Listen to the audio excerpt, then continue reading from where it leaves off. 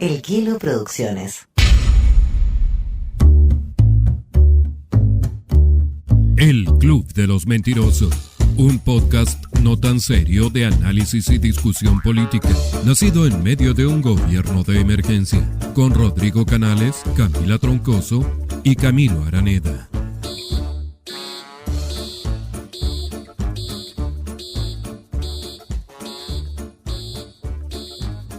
El Ministerio de Hacienda, ¿cachaste que planteó quitarle la comida, la beca de alimentación Junaeva a los niños? Sí, bueno. Parece que los únicos que pueden comer con plata del Estado son los que estudiaron con José Antonio Caz. Sí, ¿no? Sí, bueno. Creo que Mara Cedín estuvo a punto de sugerir que le pincharon Ozempic a los cabros chicos para quitarle la hambre, weón. De verdad que... No, estoy leseando, weón. Obvio que no, Ozempic es carísimo. ¿Cómo que...?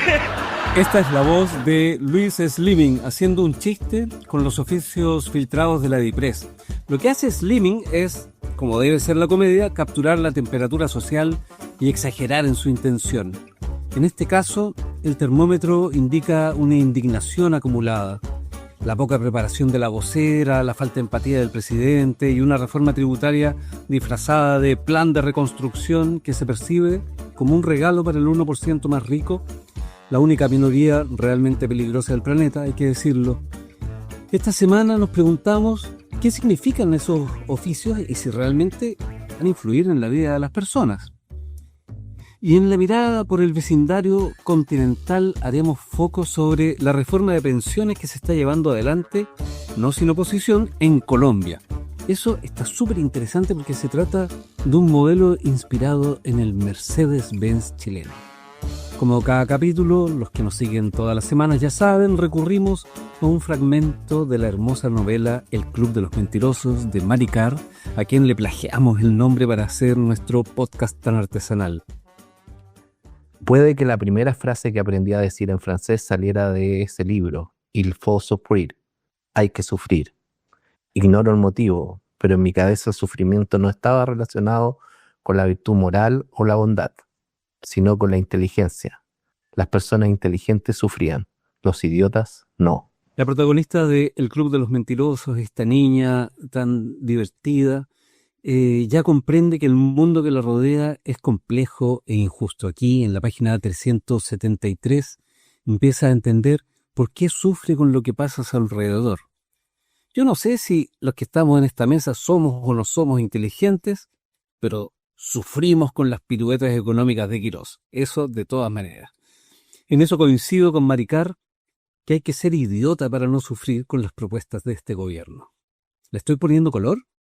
Mi nombre es Rodrigo Canales y como cada episodio estoy muy bien acompañado por personas inteligentes, brillantes diría yo, y que sufren cada paso de esta administración. A un lado de la línea está Camila Troncoso, ya la conocen, abogada, feminista, defensora de los derechos humanos. ¿Qué tal, Cami? ¿Tenemos salvación? Hola, Rodrigo. Hola, Camilo. Está difícil la salvación. No te noto tan optimista. No. Chuta. He perdido el optimismo. Yo creo que ustedes me hacen perder el optimismo. Parte del gobierno. Bueno, y también tenemos la suerte de contar con Camilo Araneda, sociólogo profesional, músico de alma, sempiterno, sufriente de la vida. Buenos días, buenas tardes, don Camilo. Hola Rodrigo, hola Camila, ¿cómo están? Yo creo que se están cambiando los roles, ¿eh? Yo estoy cada día más optimista. Creo que puede ser la luz que inunda mi living a esta hora. Pero los veo a los dos bien iluminados, no sé. ¿Será una luz más divina la tuya? ¿Ah? No sé, está más conectado con Dios, con Diosito. Bueno, para abrir este episodio escuchamos un poco de humor porque realmente yo no sé cómo abordar las intenciones que se plasman en estos oficios filtrados. Me pasan cosas muy raras. Por ejemplo, estoy tan de acuerdo con Evelyn Matei que puso en redes, la cito, en los anexos la DIPRES propone como recomendación descontinuar el programa de alimentación. Ministro, instruye a su equipo porque nos pone a todos nerviosos. Para muchos niños y niñas, esta es la única comida del día. Con eso no se juega, dijo Evelyn Matei. La tía Evelyn. Después me quedé viendo algunos videos de Evelyn con sus recetas, en vídeo de su cocina.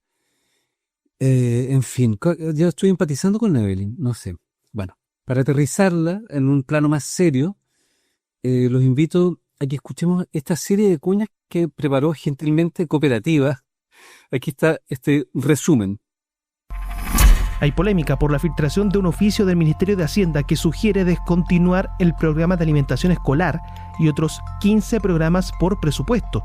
La oposición anunció una sesión especial en la Cámara Baja, mientras que el ministro Jorge Quirós indicó que no hay un decreto firmado y es solo una recomendación. Escuchamos a la senadora socialista Daniela Chicardini, la diputada comunista Daniela Serrano y también al propio ministro de Hacienda Jorge Quirós. Quitarle la alimentación a los niños más pobres de Chile para compensar la rebaja de impuestos y los regalos a los súper ricos es de una crueldad sin límites. Ministro Quirós, ¿Chile merece una explicación? No puede ser que el gobierno de acá sea tan insensible. Consideramos que la ministra de Educación tiene que ir a dar cuentas a la Cámara, así lo he solicitado en la Comisión de Educación. Espero que el presidente y el actual oficialismo nos den la unanimidad y por otra parte, vamos a citar a la ministra a una sesión especial para que dé cuenta de estos recortes. Lo único que se ha enviado es un oficio, que es un oficio que se envía en el contexto de las correcciones de gasto que siempre hay que hacer. De hecho, lo envía DIPRES todos los años. Y en ese oficio lo que estamos diciendo siempre es que mire, estos son los programas que se evaluaron mal y le estamos dando una orientación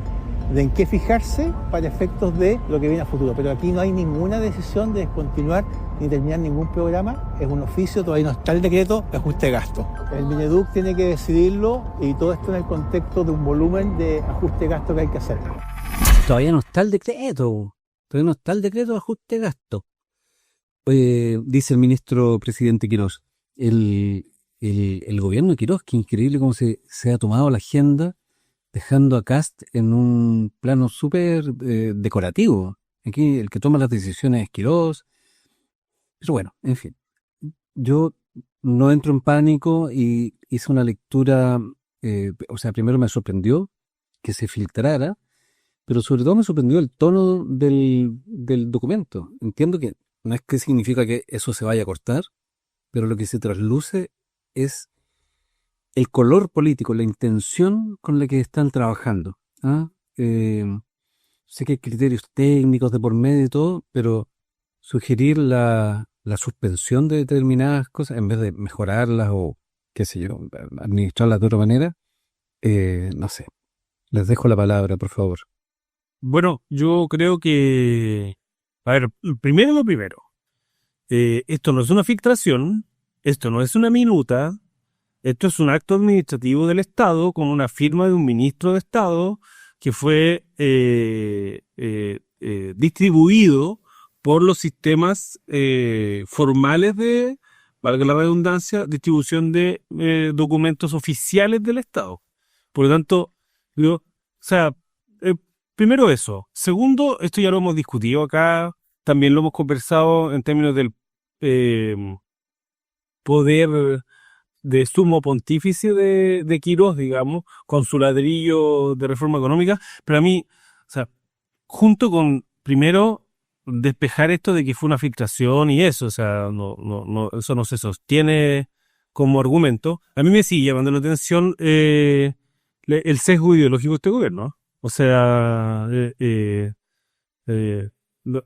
que ahora digan que que se equivocaron en el concepto, que lo traten de vestir como una cuestión semántica, de nuevo, porque también fue semántico cuando hablamos de el Estado quebrado, entonces al final pareciera todo, y aquí lamentablemente, y lo digo en serio, creo que se le carga mucho la mano a la ministra vocera, pero los problemas de este gobierno a esta altura no son semánticos.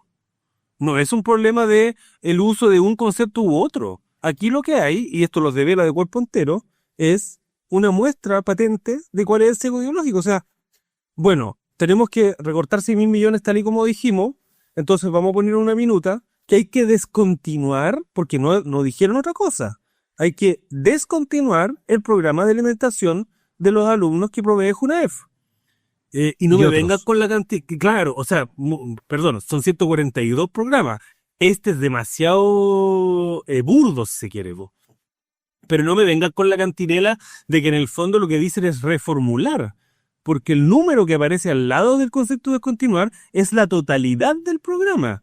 y la suma de todos los programas que mencionan en esa tabla es, oh sorpresa, 6.000 millones, que como también hemos dicho, es la caja que necesita Quirós para justificar lo que deja de recaudar por rebajarle los impuestos a las grandes empresas del país. Entonces, ya, no me vengan con esa cuestión de que, o sea, uno en general a su abuela no le enseña a tejer. Entonces no me vengan con esta cuestión de que, comunicamos mal, nos equivocamos, es una minuta preliminar, se nos filtró. Basta, muchachos, basta. Me encantó tu dicho. Al abuelo no se le enseña a tejer. Claro, o sea, claro. No lo había escuchado, es que soy muy de ciudad, yo. Sí, yo tampoco lo había escuchado. Yo necesito... Es muy bueno. Como... No, aquí nadie lo había escuchado. Un poco ya más confirmamos. de explicación, Camilo. Pero que por eso, pero es que bueno, como dice, como uno no le enseña. No, eso me lo enseñó mi abuela, de hecho. Oiga, a tu abuela no le va a enseñar a tejer, po. Es como que a Piñera no se le enseña a rodar, ¿no? Una cosa así. Claro, bueno, es en el fondo, como uno no le va a profetizar al profeta, digamos. Pero solo para cerrar, yo creo que ya va siendo hora, o sea, a mí se me acabó la paciencia con el gobierno, con darle cierto beneficio de instalación o de cierta inexperiencia. Muchachos, se les está filtrando por los poros que son unos ultrones. Son ultrones, eso es lo que son. Y el maquillaje ya no funciona, ¿no? Yo coincido con Camilo. Ayer salió, no me acuerdo quién de la IPRES diciendo, no, pero a ver, claramente, no era descontinuar, era reformar. Lo que pasa es que, joder, queríamos decir reformar, pero le pusimos descontinuar. Como, yo creo que hay un límite también como no somos tan tontos, ¿cachai? Como un poco de claramente descontinuar, porque justamente como decía Camilo, aquí hay una orden de reducir además el 3% del presupuesto en todos los ministerios, y eso no va solo por reducir la planilla, sino también va por cortar programas sociales. Y eso también hay que tenerlo claro, y es algo que además, en el fondo, como veníamos hablando desde el primer capítulo, en la lógica del gobierno de emergencia, la lógica del gobierno de emergencia se plantea justamente como argumento para reducir los programas sociales.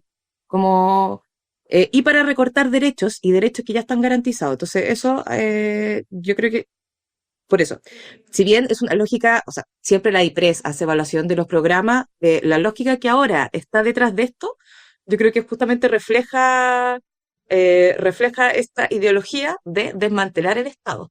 Y aquí hay temas que, porque está lo de la alimentación, pero también alimentación y a todos los niños y niñas y adolescentes del país, pero también hay muchos programas que tienen que ver con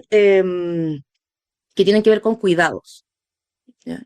Y ahí también hay un tema, por ejemplo, que porque ya uno entiende como la DIPRES hace toda esta evaluación súper económica, como cifras, pero no está viendo justamente otros temas. Las evaluaciones en el fondo de las políticas públicas deben considerar muchas más cosas, no solo lo económico. Por algo son políticas públicas en el fondo, ¿sí? Porque buscan garantizar justamente ciertos derechos de la población. Y ahí, por ejemplo, hay un programa que es el Centro de Apoyo Comunitario para Personas con Demencia, que ese se busca descontinuar.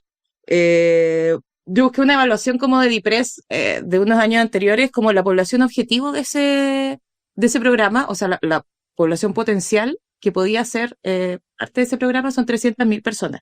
Detrás, además de esas 300.000 personas adultas que pueden tener demencia, también hay familias como que se hacen cargo de eso, ¿cachai? Y el Estado lo que hace justamente es alivianar un poco esa carga para la familia, que además es una discusión que dentro del feminismo se ha dado mucho, que tiene que ver con el tema de cuidado. Dentro de una lógica conservadora, quienes asumen el cuidado son las familias y son principalmente las mujeres.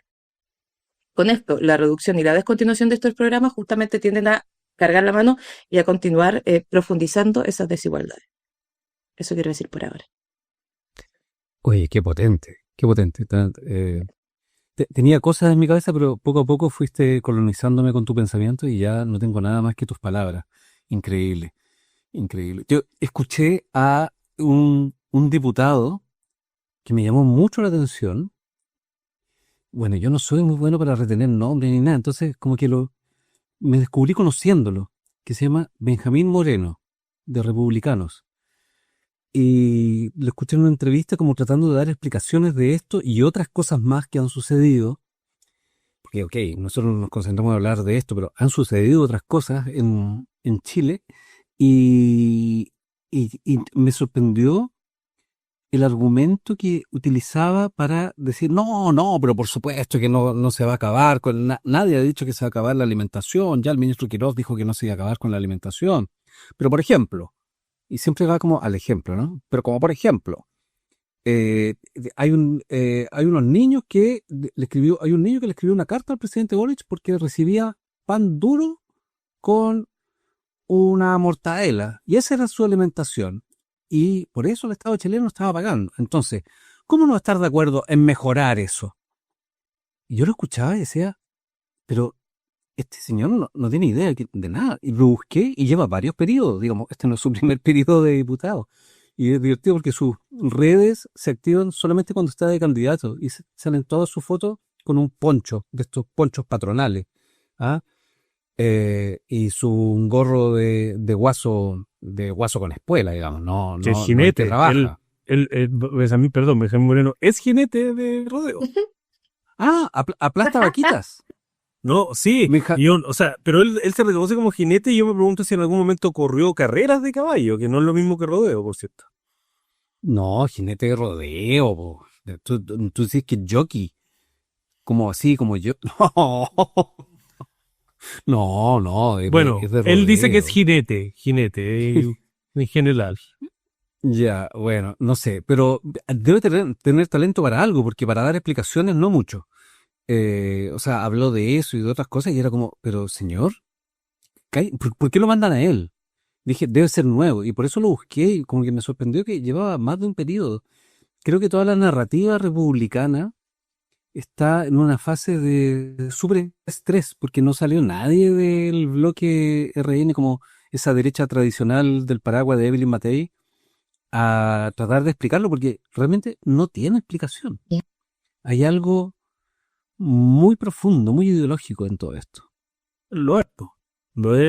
Benjamín Moreno está en su segundo periodo, y claro, uno, incluso yo te diría, hasta Agustín Romero, que es un republicano acérrimo, Agustín Romero, sí, también como que incluso se anduvo medio descartando, hasta Agustín Esquella, que hasta hace poco era el presidente del Partido Republicano, o lo sigue siendo, no lo sé, también como ya empezó el fuego amigo. Esto también lo hemos conversado casi premonitariamente en este programa, o sea, a medida que las encuestas bajan, y los errores se suceden o se repiten, los mismos tuyos, claro, los mismos tuyos se van desmarcando, pero es que además es medio impresentable, ¿sí? No hay mucho por dónde justificar esto. Eso de, oiga, si el ministro ya dijo que no se iba a cortar, pero muchachos, si el ministro firmó el documento, está bien, esto es habitual en la DIPRES. La DIPRES normalmente dice, ojo, ministerios, este programa nosotros lo tenemos en rojito porque se le asignan 100 y se gastan 80 o se gastan 110 y esa plata no llega a los beneficiarios. Está bien, eso es rol de la Subdirección de Racionalización de la Función Pública que existe en la DIPRES, que es el muchacho que se le va a decir que ellos no saben comunicar. Cuenta que tal altura me parece insólito para una persona que gana 10 millones de pesos aprox. Pero además creo que ya, junto con develar que son unos ultrones y que esta es su línea ideológica habitual, digamos, creo que además refuerza la idea de que este gobierno se ha acostumbrado a la omisión, la tergiversación o derechamente doblar la realidad, por no decir mentir. Porque, pero digamos mentir. Podemos claro, decirlo. que para ocupar un lenguaje más neutro, pero repitieron y cacarearon por todo. Primero, escondieron de dónde iban a sacar los 6.000 millones. Después, repitieron sagradamente que no iban a tocar beneficios sociales.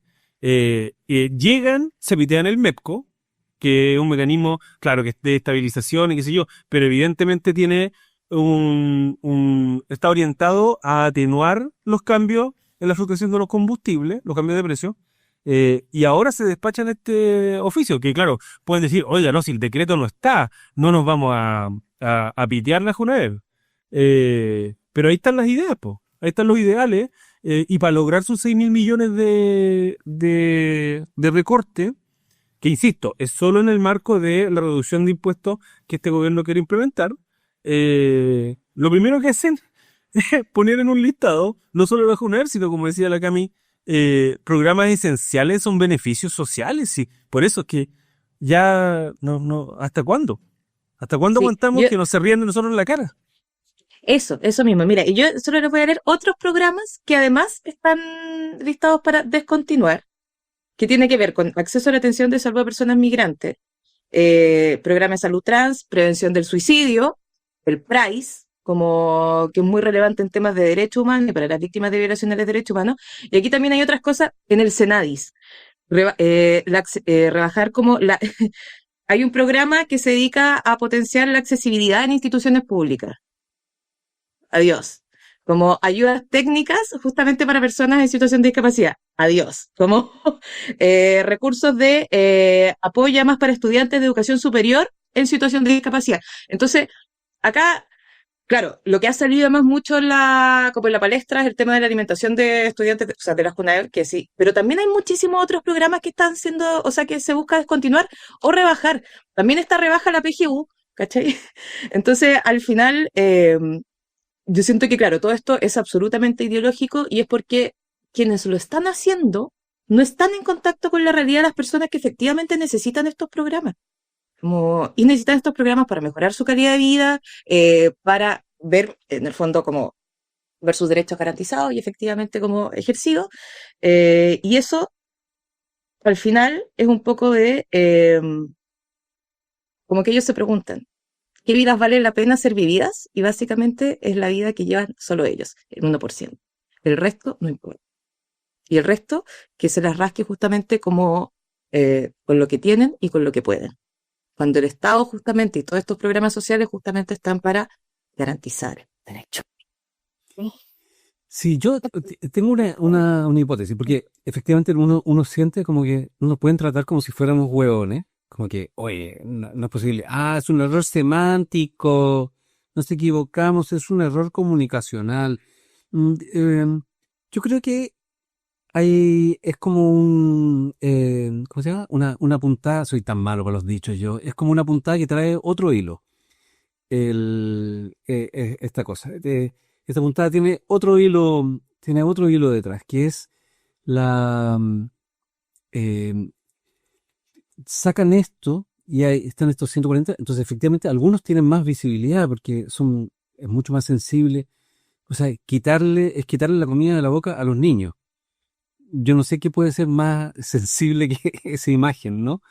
Pero hay otro montón de programas que efectivamente ahora sí tienen luz verde, van a ver cuáles son por los cuales no hay cacareo, digamos. ¿Quién no patalea? Porque no se puede patalear por 140 programas. Entonces, en eso van a decir, chao. Chao con el Price, chao con el apoyo a la identidad de género, que ese iba chao sí o sí, de todas maneras. Y chao con una serie de otras cosas que no tienen suficiente fuerza, no hay suficiente energía social para contrarrestar el movimiento. Entonces, aquí van a decir al final, pero ven, si no pasó nada, seguimos pagando la alimentación de los niños y seguimos haciendo estas 2, 3, 4 cosas que van a estar muy visibles. Y lo que esté por debajo se va a ir. Yo creo que, si bien uno se siente como que te tratan como hueones, pero tampoco hay que decir, estas personas son hueones. O por lo menos uno lo puede pensar, pero no llegar a decir como estas personas son hueones, ¿cómo tan hueones? Yo creo que no es de hueones que lo hacen, sino que es una estrategia ahí para poder eliminar los programas, muchos programas, no todos, pero muchos. Y así nos van a tener. Y después vamos a estar celebrando el efecto Steiner, que se llama, ¿no? Como que celebramos que no nos quitaron el 3%. Ya, pero es que eso, y que por eso ya como córtenla, o sea, la ministra de Seguridad va a reunirse con el ministro de Hacienda para anunciar que el recorte que el ministro de Hacienda había impuesto no va. Y lo sale celebrando, si es que ya basta, Entonces, yo sí concuerdo con que un clásico error de la izquierda es subestimar al oponente. Sí. Y decir, no, estos son hueones en el fondo. Y todos estos son errores porque son en expertos Bueno, catecúmenos, sí. no sé, como queráis, po, man. Pero yo creo que, a ver, aquí hay una de dos, o quizás las dos operando en distintas personas al interior de la misma repartición pública.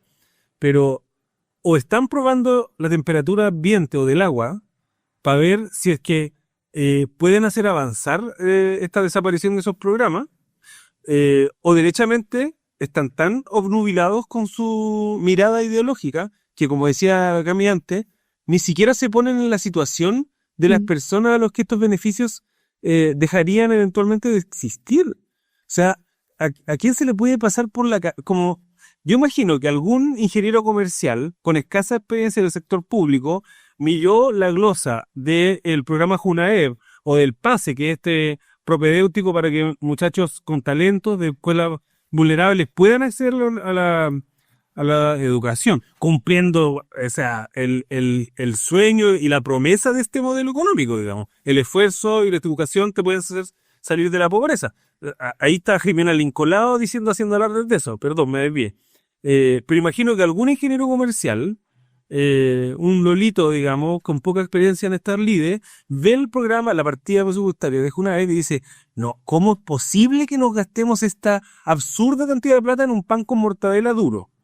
Y dice, no, bueno, obviamente, con este puro programa nos acercamos muchísimo a los 6.000 millones que mi jefe me dijo que había que pitearse. A la meta. Entonces, al absurdo. Ahora, paradójicamente, yo creo que el gobierno todavía tiene bastantes chances, incluso en este sentido de la mirada estratégica, de hacer avanzar su reforma.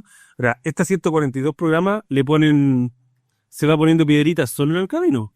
Pero la reforma, yo creo que con el acuerdo que hicieron con el PDG, puede avanzar en sus preceptos principales. Sí, pero pensé que habíamos acordado no hablar más de esa reforma todavía, para no deprimirnos más, porque la semana pasada igual yo quedé, o sea, estuve como 3 días en cama después, no me pude levantar.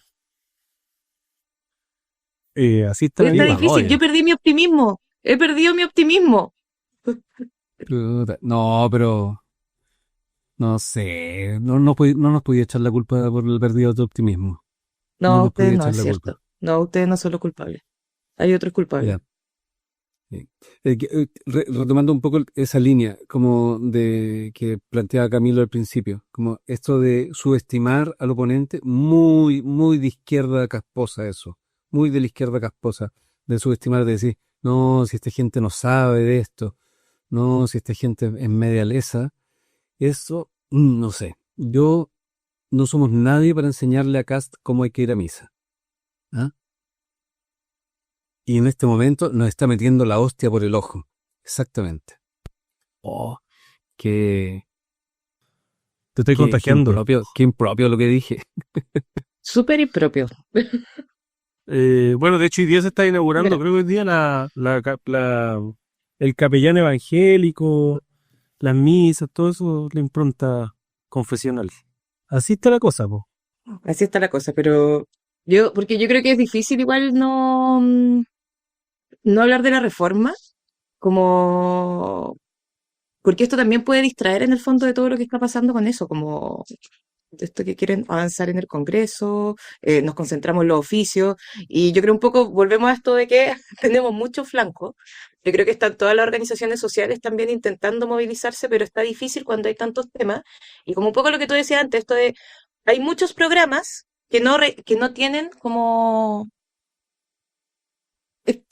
que requieren que cierta población en el fondo, o ciertos grupos se activen justamente para criticar, para pelear, y eso está siendo difícil ahora.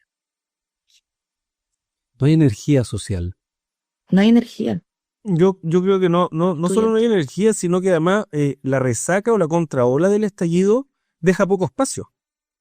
Yo creo que lamentablemente se logró instalar la lógica de que el estallido social tenía un componente más delincuencial que de justicia social, y el entredicho en el que quedó toda la institucionalidad. Yo no sé si el país está dispuesto a vivirlo nuevamente. Creo que eso es parte de una consecuencia de los impactos del estallido social, que lamentablemente hasta el momento solamente rinden tributo a la derecha, a los sectores más conservadores, que vieron un enemigo poderoso, como decía el expresidente Piñera, y que ahora lo utilizan como un arma para denunciar cualquier tipo de protesta u organización social contra medidas impopulares como un intento golpista. Es súper cara de raja eso. La derecha denunciando golpe a cada rato, sí. No, es terrible. Sí. En eso hay un intelectual que ha seguido majaderamente en esa línea, y a mí me parece de una deshonestidad intelectual tremenda, porque además decir, oiga, estuvieron 4 años en silencio con Boric, bueno, pero Boric no te subió 500 pesos en la benzina al segundo día en que subiste, po. Y al menos no te anunció recorte de 142 programas sociales, o delineó, digamos, para no decir que ya una decisión tomada. Entonces, si está esta idea de que todo lo que hacemos en realidad es manipulado por la izquierda, porque eso fue lo que dijeron a raíz de este oficio. No, es que la mala fe de la izquierda de asumir que esto ya es decisión tomada. Entonces, es una justificación permanente. Esto se suma al endurecimiento del tono del presidente Kast con la exoposición, donde dice, ahora inventaron que le queremos quitar la comida a los niños cuando ustedes se lo robaron. Ahí hace acusaciones al voleo de una manera que para mí no está a la altura del cargo, y eso se mezcla con cierta victimización de la ministra vocera de gobierno, que está bien. Yo creo que sobre todo en redes sociales ha sido muy duro con ella, pero eso no es una cuestión nueva. Ella misma fue, no una anónima en redes sociales, muy dura con la ex vocera y con el ex gobierno en general. Entonces, se endurece el tono, seguimos con la cantinela de echarle la culpa al gobierno anterior, y además me victimizo. Y mientras tanto, escondo que el verdadero malo de la película, que en este caso se llama Jorge Quirós, está revolviendo la canasta de los programas sociales para saber de dónde diablos saco 6.000 millones de dólares prometidos, pero además para pagar la reforma tributaria que quiero meter. Y además con una criminalización también de la protesta. O sea, la aplicación ahora que vamos a aplicar la ley de seguridad como el Estado contra los manifestantes en el Austral, por lo de la Lincoln. O sea, claramente es un desincentivo también a manifestarse, porque la criminalización, y lo que se ha dicho y lo que se había dicho antes también, como si la represión en el fondo durante el estallido fue dura, ahora también hay miedo de que cualquier cosa también sea peor. Y yo creo que también desde las organizaciones se está preparando como para enfrentarse a esas cosas, pero ya tuvimos muchos mutilados, está difícil. Muchos. Esta ley nueva, perdón, ¿no existía una ley que se llamaba Aula Segura? Existe. ¿No existía ya una ley que se llamaba Aula Segura? ¿Cómo se llama esta nueva ley? Sí, como plan de seguridad en la escuela. No, se llama igual, es como lo mismo, es así. Pero claro, ahora van a prohibir que se invoque a paro. Camilo, tengo una duda. Cuando tú dijiste este intelectual de derecha, ¿a quién te refieres? No me gusta nombrar mucho a las personas porque siento que les da mayor tribuna, pero es Pablo Ortúzar. Ay, por favor, pero cada vez que se le pone la etiqueta de intelectual a Pablo Ortúzar se muere un pingüino de Humboldt, No, por favor. yo creo, pero es que no nos pisemos la cola, pues si acabamos de decir que no menoscabemos las capacidades del enemigo, no podemos decir que Pablo Ortúzar es un intelectual de poca muestra. Yo creo que el Pablo, yo que me lo conozco, es una persona muy inteligente. Ideólogo. Es un ideólogo, es muy inteligente. Y que tuvo una Sí, pero yo creo que es muy no- inteligente. Yo también no es lo conozco, yo mismo. creo que es muy... Ujú. Pero no es lo mismo ser muy inteligente que ser un intelectual. Un intelectual es quien complejiza los temas. Pablo Ortúzar, ¿qué es lo que hace? Los simplifica, los conduce, los encierra. Bueno, es que Yo eso creo que esta conversación se perdón. está desviando. Sí, perdón. Es que tenía la duda. No, pero espérate, pero solo para ponerlo en una perspectiva un poquito más general. Creo que también es expresión de cómo se ha ido empobreciendo el debate político en Chile. Donde, o sea, las cartas al director, las columnas de opinión, ya no son, salvo contadas excepciones, una reflexión un poquito más pausada o aplomada o templada de la contingencia nacional, si no puras bravatas desde la barra brava. No, que tú, que yo, y en eso ni el gobierno sin filtros, ni el tono más duro del presidente Kast ayuda tampoco. Entonces, ahora se hacen los merenguitos de que, que me traten tan mal, que me sacan de contexto, que me equivoqué en la palabra, perdónenme, en fin. Pero este estilo impugnador fue ultra perfeccionado y explotado por ellos en los últimos 4 años. Entonces, y eso es una línea de empobrecimiento del debate en Chile y de la política en general, creo yo. Sí, está bien. Yo te hago caso, Cami, creo que nos desviamos, lo siento. Pero los quiero llevar a otro tema, que tal vez está un poco relacionado con el nuestro. Lo vimos. Ustedes saben que Chile no fue el único país con un estallido social.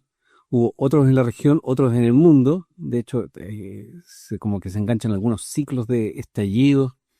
Y otro país que tuvo como un estallido más o menos en los tiempos similares al del 2019 en Chile fue Colombia.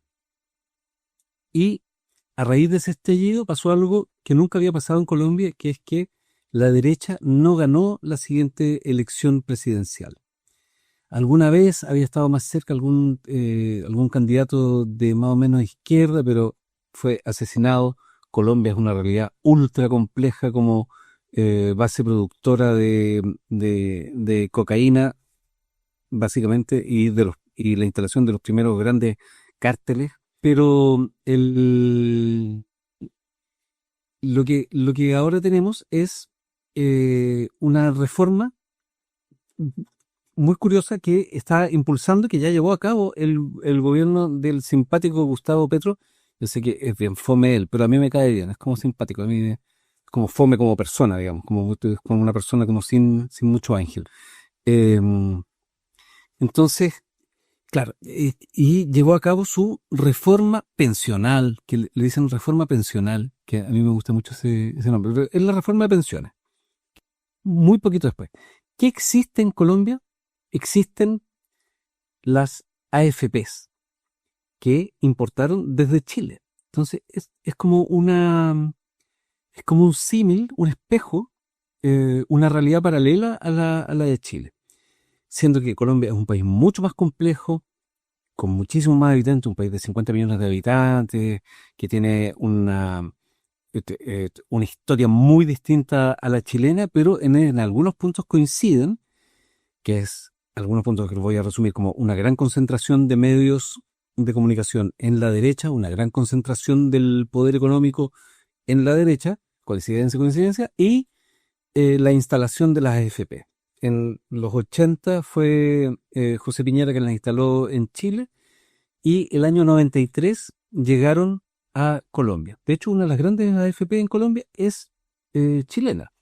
Y ahora está la escoba, por no decir la cagada, porque se logró hacer esta reforma de pensiones, o la reforma pensional que le dicen, y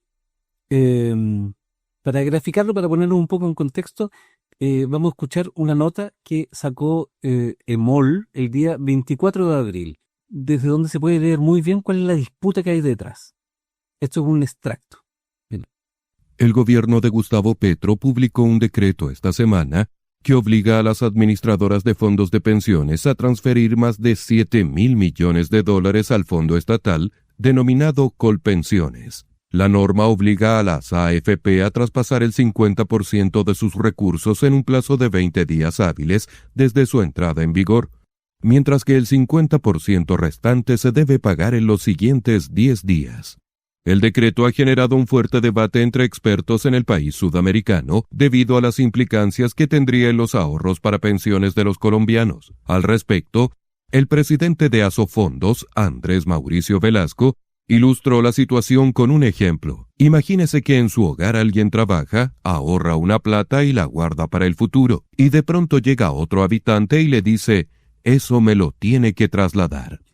Bueno, después la nota, esta breve nota que apareció en EMOL, continúa con esta propaganda como la vocería, lo que trasladan a la noticia, comillas noticias, es la vocería de Asofondos, que es como la asociación de AFP.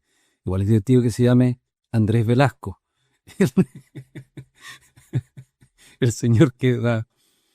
Pero después al igual que en Chile, también señalaron la boca de que los fondos de pensiones ¿quiénes son los dueños de los fondos de pensiones? Cada persona, porque el ahorro es individual. Entonces, Petro se basa en eso y dice, pero bueno, entonces yo ahora estoy administrando estas pensiones, necesito que me den el dinero de las personas que se trasladaron. 120.000 colombianos se trasladaron y le está pidiendo 7.000 millones de dólares a 30 días. Igual es rudo Petro, pero es que parece que de otra manera como que no se entiende por allá. Pero yo miro esto y este Colpensiones que crearon es la AFP estatal, que aquí sigue pendiente, sigue en el aire. Bueno, no se logró.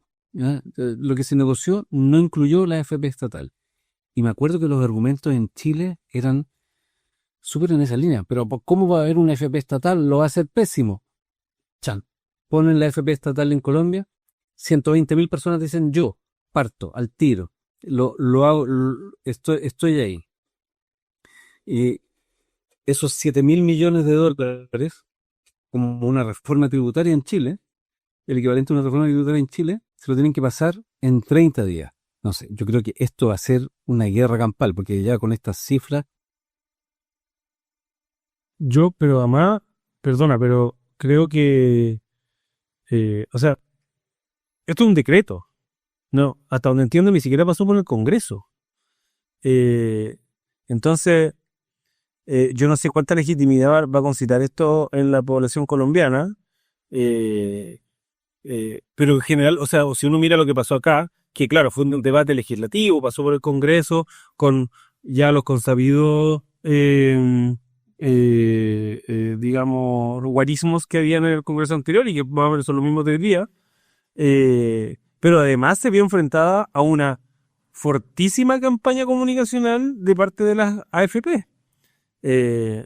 No olvidemos toda la polémica que hubo con la plata invertida por estos fondos de pensiones, plata que en el fondo se genera por los rendimientos o los réditos de la inversión de este ahorro de todos los chilenos, pero que administran 5, 6, 7 empresas privadas y cuyos resultados se los apropian quienes son dueños de esas empresas. Y bueno, invirtieron esas luquitas para que el sistema no se acabara. Entonces el modelo no más AFP se vio transformado en el gobierno anterior en esta nueva reforma de pensiones a cambio de poder subir un poco las pensiones de todos los chilenos y chilenas, que llevaba, por lo menos esta reforma llevaba 10 años sentada en el Congreso y 10 años personas pensionándose con jubilaciones de miseria.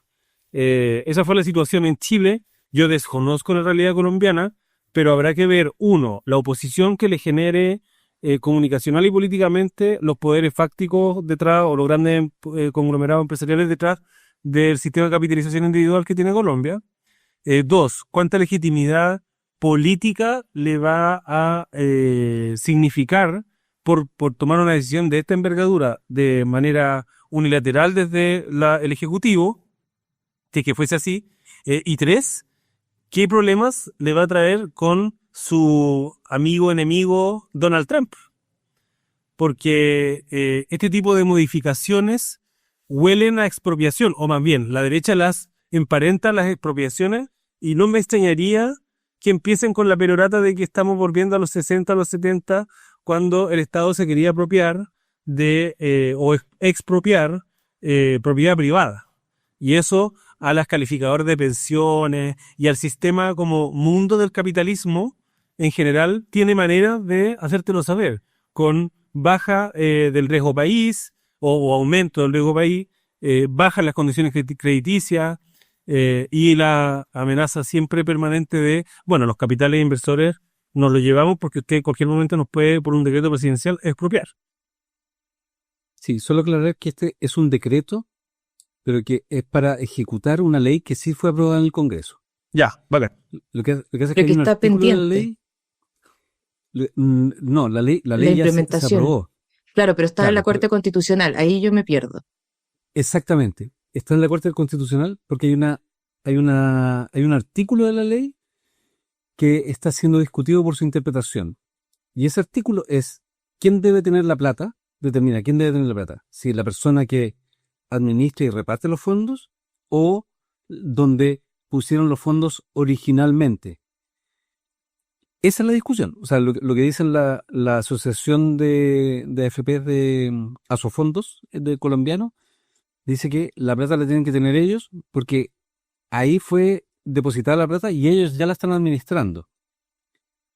Entonces le van a ir pasando al Estado, al organismo estatal nuevo, le van a ir pasando solamente lo que le corresponde a cada persona cada mes una vez que se jubile. Pero las personas ya se cambiaron a la nueva institución. O sea, se cambiaron de AFP, en el fondo. Aquí en Chile, cuando te cambias de AFP, tu plata va de una AFP a otra AFP. Ah, perfecto. Eso es. Eso es. Claro, la lógica de mi plata es mía. Toda mi pensión es mía. Claro, la plata es mía, lo que llevó a los famosos retiros del 10%. Exactamente. Porque no se pudieron oponer a eso. Sí, po. Y yo me acuerdo ahí también como para el primer proceso constituyente, justamente que ahí uno de los temas era como que nadie se meta con mi plata de la AFP. Y había también muchas iniciativas populares de norma que justamente decían como que nadie se meta con mi plata. Entonces es algo, claro, súper loco, porque ahora en el fondo, que es la misma lógica de los dueños de las AFP, pero ahora no, po. Como ahora esa lógica, que en el fondo es la que sustenta mi sistema, ahora no. Porque en el fondo no tengo para darte esa plata, básicamente. Porque si no, ellos se van a quedar sin su plata. Entonces al final, claro, todo esto como que... ¿Qué? No, nada, que hay una cuestión más de fondo con las AFP, que lo que está detrás es que es un sistema pantalla, siempre lo he visto así como un sistema pantalla de pensiones. Eso es. Lo que está detrás es el financiamiento del mercado, del sistema financiero. Ahí está la plata del sistema financiero.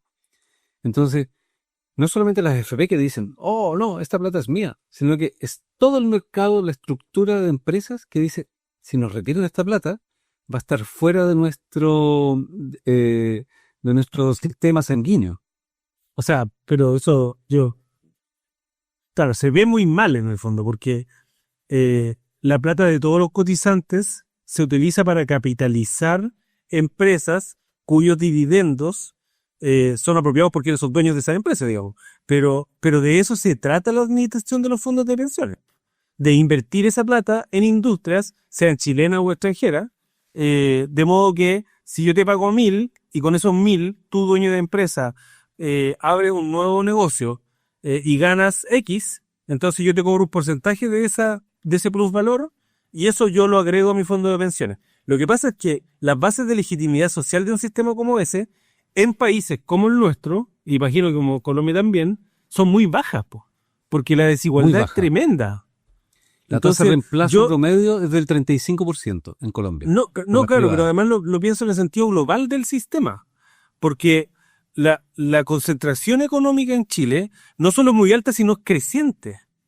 Entonces, por eso todo el sistema, todo el movimiento Nómada AFP y toda la discusión de pensiones tuvo tal algidez o fue tan álgida en Chile, porque se instala con justa razón que los fondos de todos los cotizantes sirven como bolsa de plata que las grandes empresas reciben vía capitalización, vía inversión de estos fondos de pensiones para ganar más plata. Y esa plata no chorrea como le gustaría al decir de este gobierno, no necesariamente chorrea a los trabajadores.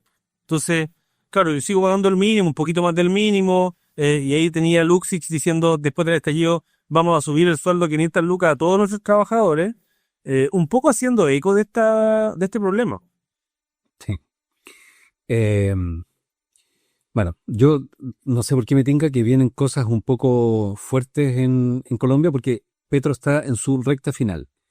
Y el candidato petrista tiene la primera opción de revalidar, lo que ya sería sería como un segundo México. En términos y estuve hablando con gente con personas colombianas que conozco y me dicen que lo que está pasando es que hay como una revitalización de la creencia en el Estado. Por primera vez en toda su vida ven que el Estado es capaz de hacer cosas.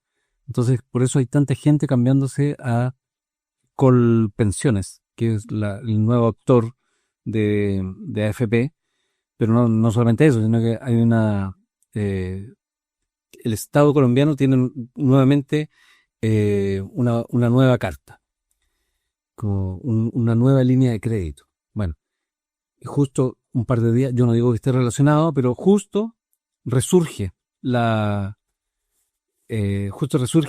un poco la violencia en Colombia, hubo un atentado. Yo no digo que esté relacionado, pero es súper curioso que esta pelea por tanta plata se dé en un país que estaba prácticamente pacificado en su gran macrozona, digamos, y ahora, un atentado brutal de unos descolgados de las FARC, que supone que ya estaban